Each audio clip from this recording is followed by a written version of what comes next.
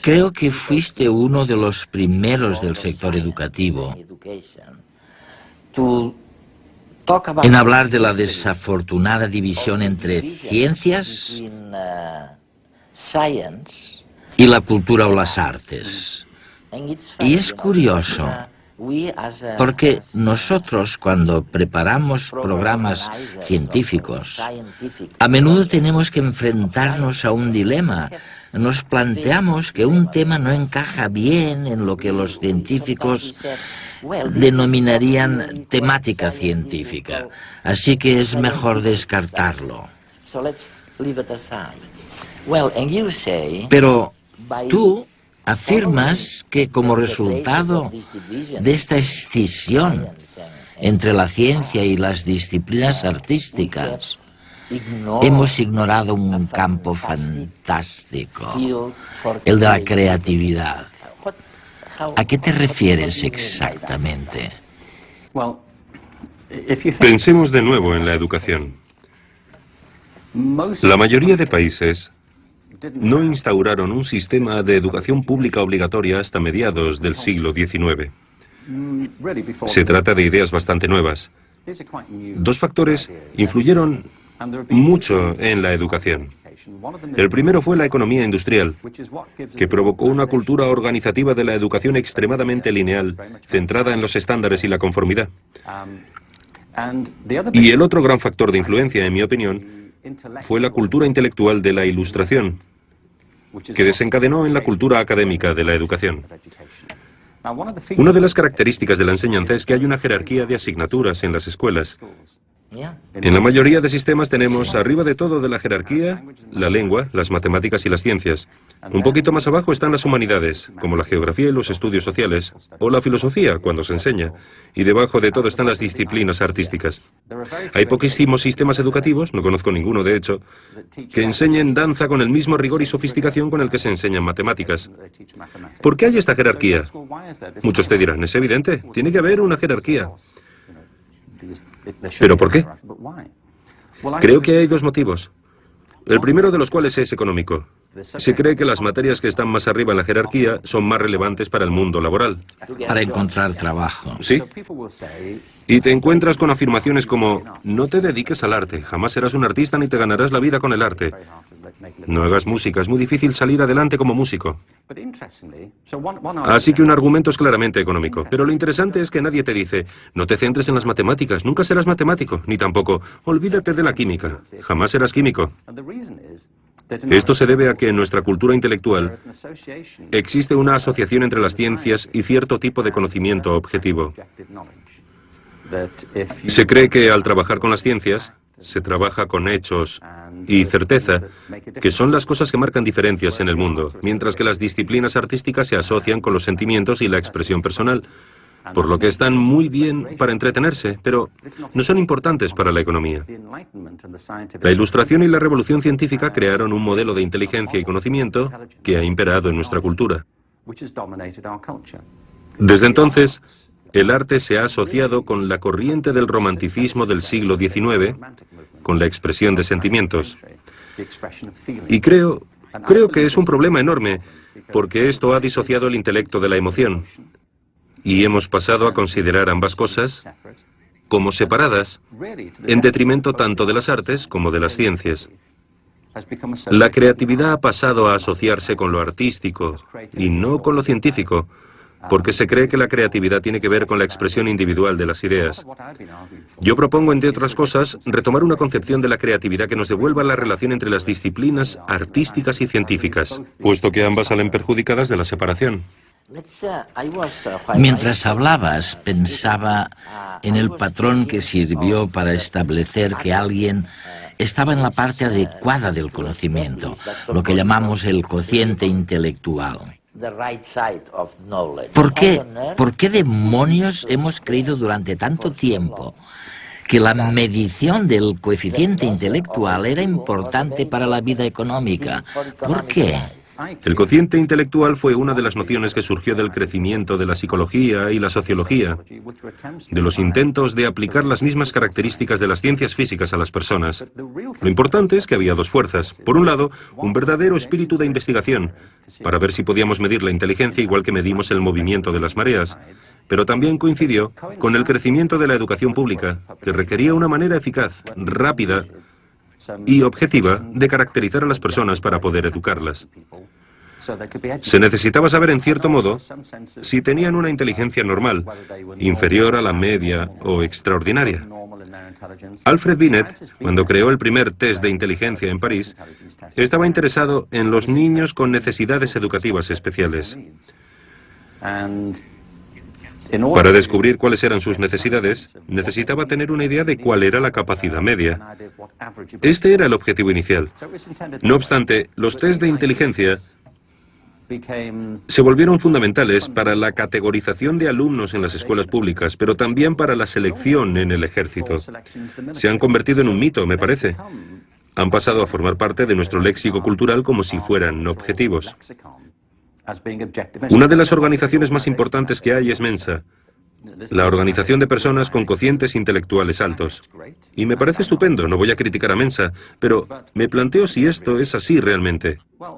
En realidad, el test de inteligencia solamente mide la capacidad de hacer test de inteligencia. Hay personas a las que estos test se les dan muy bien. Si queremos saber lo inteligente que es alguien, por lo menos deberíamos aceptar que la inteligencia entraña mucho más de lo que se puede medir en un test de inteligencia. ¿No deberíamos incluir también otras preguntas? Como por ejemplo, ¿sabes componer una sinfonía? ¿Sabes interpretarla? ¿Gestionar un negocio de éxito? ¿Sabes bailar? ¿Sabes escribir una poesía que conmueva a los lectores y les haga llorar? ¿Tienes empatía? La empatía, sí. Si el ser humano solamente tuviera las habilidades que se miden en los test de inteligencia, la mayor parte de la cultura humana jamás habría existido. Yo no querría vivir en un mundo así. ¿Tú sí? No. Tenemos una visión de la inteligencia muy reduccionista.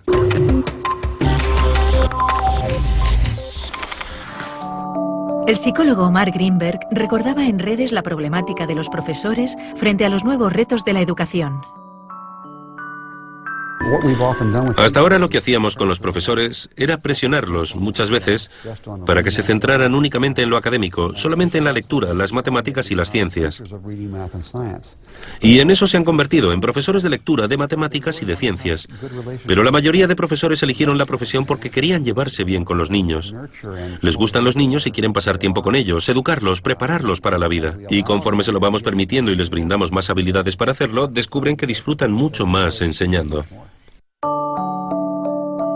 Para Richard Gerber, el valor de la educación está en el camino, no en la meta. En cierto modo hemos olvidado que lo bueno de la educación está en realidad en la experiencia, en el momento, en la alegría de descubrir algo, en la satisfacción de tener una pregunta y poder buscar una respuesta, y no necesariamente en la propia respuesta.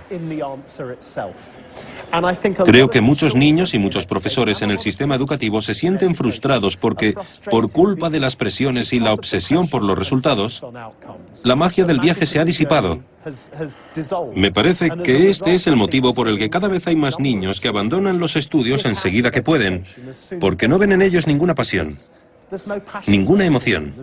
Y es a raíz de esta fijación con el destino final que ignora la alegría de lo que pasa por el camino. Pero, ¿cómo voy a estar atento en clase? Datos y datos, fórmulas, información... Si ya no me acuerdo de lo que estudié el año pasado. Que si la capital de Ecuador es Quito... Pero estoy seguro que eso está en Google. Me parece que nos enseñan igual que antes. Nos educan igual que a mis padres y a mis abuelos. Y a los padres de mis abuelos. Así es difícil estar motivado. Ahora se ha puesto de moda decir que tenemos TDA, porque creen que no atendemos en clase. Algunos niños sí que tienen un problema y les dan pastillas. ¡Todo pastillas! Pero a otros lo que nos pasa es que estamos muy aburridos. Porque con las cosas que nos gustan podemos pasarnos horas y horas. ¿Por qué en lugar de darnos pastillas, no intentan motivarnos? Para que seamos creativos, para que inventemos, para que soñemos, que nos den ganas de aprender. Pero si vivimos en una época súper chula, tenemos el mundo a nuestro alcance. Con un clic, yo me paso horas navegando por internet, mirando vídeos, jugando. No sé, es que en el cole me duermo. Piensen en ello. Me gustaría explicitar o sugerir a los telespectadores los grandes cambios. ¿Cuál es el contenido real de estos grandes cambios a los que se está refiriendo Ken Robinson? Vamos a ver, empezó todo por un tipo de pensamiento que era el de la Edad Media. Ok. Luego nos dice en 2 palabras cuál era la síntesis de este pensamiento. Después viene el Renacimiento, que es totalmente o muy distinto. Después viene el pensamiento de la Revolución Industrial, lo que llamamos la Ilustración. Después viene otro tipo de pensar distinto, que es el Romanticismo. Y por último, en estos momentos, ¿dónde nos encontramos? ¿En pocas palabras? En pocas palabras, toda la historia. Bien, procuraré ser breve. Toda la historia moderna de Europa, en unas pocas frases. En cualquier caso, la corriente mayoritaria en la Edad Media es que, por lo general, todo el mundo estaba muy dominado por las ideas de la Iglesia. Y había una jerarquía social y económica muy marcada entre la aristocracia y la población rural. En general, era un estilo de vida muy rural, especialmente en toda Europa. En el Renacimiento, el desencadenante fue el redescubrimiento de los textos clásicos, de los pensadores y filósofos griegos y romanos. Esto condujo a un renovado interés por la vida intelectual y la belleza, y a nuevas maneras de reconsiderar nuestro lugar en el mundo. Se produjeron varios cambios importantísimos, por ejemplo, el trabajo de Copérnico y Galileo, que plantearon la posibilidad de que tal vez la Tierra no fuera el centro del universo de Dios, y eso supuso una especie de terremoto ideológico, con enormes cambios en la manera de ver las cosas de la gente. Lo más importante es que la inmensa mayoría de gente ya no tenía que depender de los argumentos y la autoridad de una minoría culta del clero, porque la invención de la imprenta generalizó el acceso a las ideas. La gente podía leer por sí misma las ideas y distribuirlas. Ha habido varios ejemplos de tecnologías absolutamente revolucionarias, como la imprenta. La televisión también fue una de ellas, y creo que la cultura digital de ahora también lo es. Pero supongo que si hubiera que definir el gran cambio en unas pocas palabras, diría que la conciencia humana ha ido expandiéndose más y más hacia afuera. Hemos dejado de mirarnos el ombligo para intentar ser más objetivos sobre nuestro lugar en el mundo y el orden de las cosas, a medida que pasábamos de la Edad Media al Renacimiento y a la Ilustración. En líneas generales, dejamos de considerarnos el centro de la creación de Dios para vernos como parte de un cosmos mucho mayor. Ahora mismo, nuestra generación, y con esto no me refiero a ti y a mí, sino a toda la generación de personas que habitan en la Tierra ahora, a todos los que convivimos en el planeta, tenemos que enfrentarnos a retos que carecen de precedentes en toda la historia de la humanidad. Uno de los motivos por los que defiendo con tanta pasión que hay que modificar la educación y replantearse la creatividad es porque me parece que, a no ser que cambiemos nuestra manera de pensar en nosotros mismos, no estaremos a la altura de los desafíos a los que nos enfrentamos ahora. Y si no hacemos frente a los retos, las consecuencias podrían ser desastrosas.